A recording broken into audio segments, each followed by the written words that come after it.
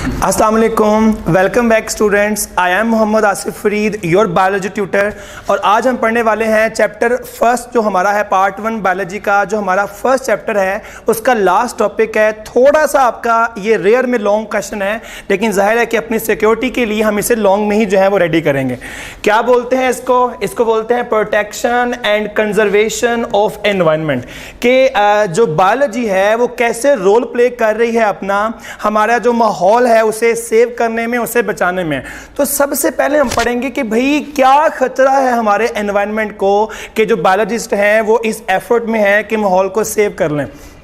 तो बेटा आप जानते हैं कि जो हमारे पास ना इंडस्ट्री जो है, तो जो हमारी इंडस्ट्री है ये बिल्कुल बात मानने वाली है कि जो हमारी इंडस्ट्री है उसने हमारा जो लिविंग स्टैंडर्ड है उसको बड़ा रेज कर दिया है। मतलब फूड को लेके भी, पहनने के लिए कपड़े का स्टफ लेकर भी। तो मैं कहना ही चाह रहा हूं कि जो हमारी इंडस्ट्री है उसने हमारे लिविंग स्टैंडर्ड को बड़ा रेज कर दिया है, बड़ा ऊंचा कर दिया है। लेकिन हमें याद रखना चाहिए है कि हमारा जो लिविंग स्टैंडर्ड है उसको इंक्रीज, उसको ऊपर करने के साथ साथ, उसे रेज करने के साथ साथ जो है वो हमारे एनवायरनमेंट जो है उसको पोल्यूट भी कर रही है। तो वो मैंने यहां पे लिखा हुआ है, आपको यहां पे दिख रहा होगा कि जो इंडस्ट्री है उसने क्या किया है, इंडस्ट्री ने रेज कर दिया है हमारा स्टैंडर्ड ऑफ लिविंग स्टैंडर्ड को रेज कर दिया है। But at the same time जो इंडस्ट्री है इट डिस्ट्रॉयड आवर एनवायरनमेंट, उसने हमारा जो एनवायरनमेंट है उसे डिस्ट्रॉय कर दिया। कैसे, आगे चलते हैं जी।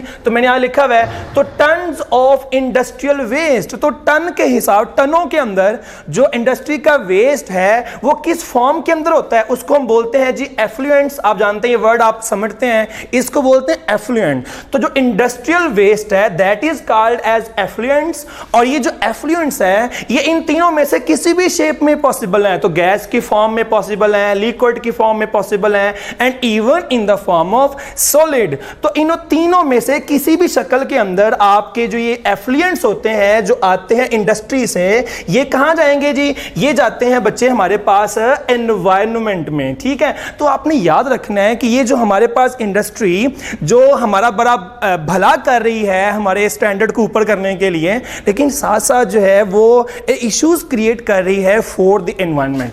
तो क्या करते हैं, जो इंडस्ट्रियल वेस्ट हैं, जो एफ्लुएंट्स हैं, ये जाते हैं एनवायरनमेंट के अंदर and they are bad for the human health. ठीक है, तो मैंने एक दो यहां पे लिखे भी हैं। तो आपको बेटा दिख रहा है कि जो लेड होता है वो बेटे आपके पास रिलीज होती है माहौल के अंदर फ्रॉम द ऑटोमोबाइल्स। फिर यहां लिखा मैंने क्रोमियम जो है ये लेदर इंडस्ट्री से, टैनरीज जो है वहां से बेटा ये रिलीज होती है। ये दोनों जो हैं वो हमारे एनवायरनमेंट के लिए सही नहीं है। ठीक है, तो यहां हमने क्या सीखा, यहां हमने सीखा कि जो इंडस्ट्री है वो हमारा लिविंग स्टैंडर्ड भी इंक्रीज कर रही है, उसको रेज कर रही है, लेकिन at the same time it is destroying our environment. कैसे, मैंने आपको बता दिया।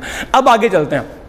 तो अब क्वेश्चन है कि अब हम इस इशू के अंदर हैं जी कि जो हमारा एनवायरनमेंट है वो सही नहीं है, वो continuously it is being polluted by the industrial fluids, industrial effluents. तो क्या होगा, जो हमारे पास बायोलॉजिस्ट हैं वो क्या कर रहे हैं, वो हमें अवेयर कर रहे हैं, जो वो हमारी कम्युनिटी को अवेयर कर रहे हैं about the severity of the problem, कि जो आपके पास एनवायरनमेंट है वो पोल्यूट हो रहा है, फिश भी डिस्टर्ब होगी, ह्यूमंस भी डिस्टर्ब होंगे। तो वो क्या करते हैं, तो जो बायोलॉजिस्ट होते हैं, एक तो ये कि वो आपको अवेयर कर रहे हैं, साथ साथ वो क्या कर रहे होते हैं, वो हमें वो तरीके बता रहे होते हैं, वो वेज बता रहे होते हैं जो रिकवर कर देंगे किसको, भला हमारे एनवायरनमेंट को इन प्रॉब्लम से रिकवर कर देंगे। उसके अंदर जो एक मेथड है इसको हम बोलते हैं बायो रेमेडिएशन। ये आपका शॉर्ट क्वेश्चन भी है कि व्हाट इज बायो रेमेडिएशन। तो एक काम करते हैं यहां पर जी, पहले हम पढ़ेंगे एग्जांपल, फिर हम जाएंगे डेफिनेशन पे। तो यहां में लिखा हुआ एल्गी, हम जानते हैं जी ये लिविंग ऑर्गेनिज्म है। तो एल्गी बिलोंग करता है किंगडम प्रोटिस्टा में से, हमें पता है इस बात का। तो जो एल्गी क्या करता है, ये जो एल्गी होता है ये एब्जॉर्ब कर लेता है, किसको एब्जॉर्ब कर लेता है, हैवी मेटल्स को। ठीक है, आप जानते हैं कि जो हैवी मेटल्स हैं ये हमारे लिए सही नहीं है, ये माहौल के लिए सही नहीं है, बैड हैं। तो ये जो आपके पास एल्गी है ये क्या कर रहा है, ये हैवी मेटल्स को रिमूव कर रहा है।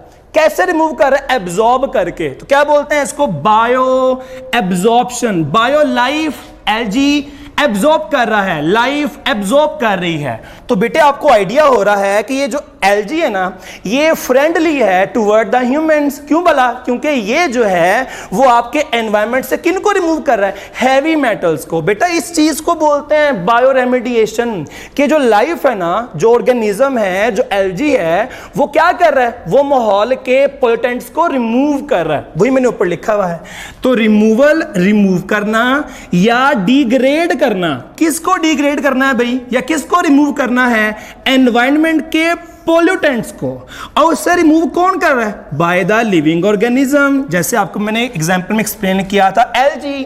तो वो जो एल्गी है वो रिमूव कर रहा है या वो डिग्रेड कर रहा है एनवायरनमेंट के पोल्यूटेंट्स को। तो that is called as bioremediation. एक और चीज यहां पे देखेंगे हम, तो आप जानते हैं कि हम लोग जो है ना, वो क्या कर रहे हैं? हम लोग जो है एग्रीकल्चर के लिए, इंडस्ट्री के लिए, घरों के लिए, कि ह्यूमंस की पॉपुलेशन बढ़ती जा रही है। तो हम क्या करते हैं? हम ट्रीज काट रहे हैं जी, हम जंगली हयात जो वाइल्ड लाइफ है उसका हम जो है हैबिटेट तबाह कर रहे हैं। तो जब हम हैबिटेट तबाह करेंगे ऑर्गेनिजम्स का, तो क्या होगा? बहुत से ऑर्गेनिज्म ऐसे होते हैं, बहुत से एनिमल्स ऐसे होते हैं जो क्या हो जाएंगे? जो खत्म हो जाएंगे, जो नापैद हो जाएंगे। इन्हें हम क्या बोलते हैं? इन्हें बोलते हैं एंडेंजर्ड स्पीशीज।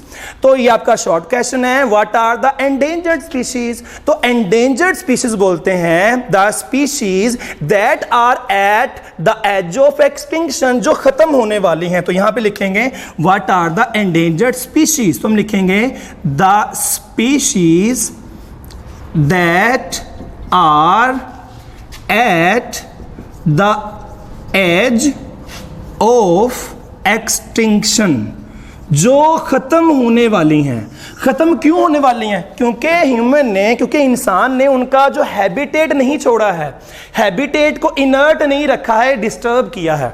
तो क्या होगा? जो बायोलॉजिस्ट होते हैं उन्हें इस बात की फिक्र है कि जो आपके पास बहुत सी स्पीशीज हैं वो खत्म होने वाली हैं। तो क्या करेंगे? वो उनको प्रिवेंट करना चाहते हैं। और साथ साथ क्या हो रहा है? जो बायोलॉजिस्ट हैं वो जानते हैं, वो देखते हैं कि जो हमारी लेक्स हैं ये एक नेशनल प्रॉब्लम है, कोई एक एरिया का मसला नहीं है या कोई एक सिटी का मसला नहीं है, ये एक नेशनल प्रॉब्लम है हमारा पाकिस्तान के अंदर। जैसे हम जानते हैं कि हमारी लेक्स भी सही नहीं है, हमारी कनाल्स भी पोल्यूटेड हैं। तो मैंने यहां पे लिखा हुआ है कि लेक्स जो कनाल्स हैं दे आर पोल्यूटेड। और आप जानते हैं कि इनके अंदर जो है कौन रहता है? इनके अंदर फिश रहती है। तो जब ये पोल्यूशन में जाएंगी, कनाल्स और लेक्स, रिवर्स, जब ये पोल्यूटेड हो जाएंगे तो आपकी जो फिश पॉपुलेशन है वो प्रॉब्लम में है, वो डाई कर सकती है। और आप जानते हैं कि जो फिश होती है वो हमारे लिए फूड का सोर्स भी है। तो मैं कहना ही चाह रहा हूं कि जो बायोलॉजी है, जो बायोलॉजिस्ट हैं, वो क्या कर रहे हैं? वो कंटिन्यूसली आपको अवेयर भी कर रहे हैं कि आपने इन प्रॉब्लम से बचना कैसे है और कैसे आपने फ्रेंडली रहना है विद द एनवायरनमेंट। ठीक है जी। तो ये बेटे आपका काफी, आपका जो आप इसको बेहतरीन लॉन्ग क्वेश्चन में रेडी करेंगे। तो हमने क्या सीखा आज? हमने सीखा protection and conservation of environment. तो हमने सीखा जो इंडस्ट्री है वो स्टैंडर्ड को रेस तो कर रही है लेकिन साथ प्रॉब्लम क्रिएट कर रही है। फिर सीखा कि जो इंडस्ट्री है प्रॉब्लम कैसे क्रिएट कर रही है, हमने ये सीखा। फिर हमने सीखा जो बायोलॉजिस्ट हैं वो हमारे लिए क्या रोल प्ले कर रहे हैं, तो ये हमने खूब अच्छे से समझ लिया है। ठीक है जी। That was all about our today lecture. Wish you all the best. अल्लाह हाफिज।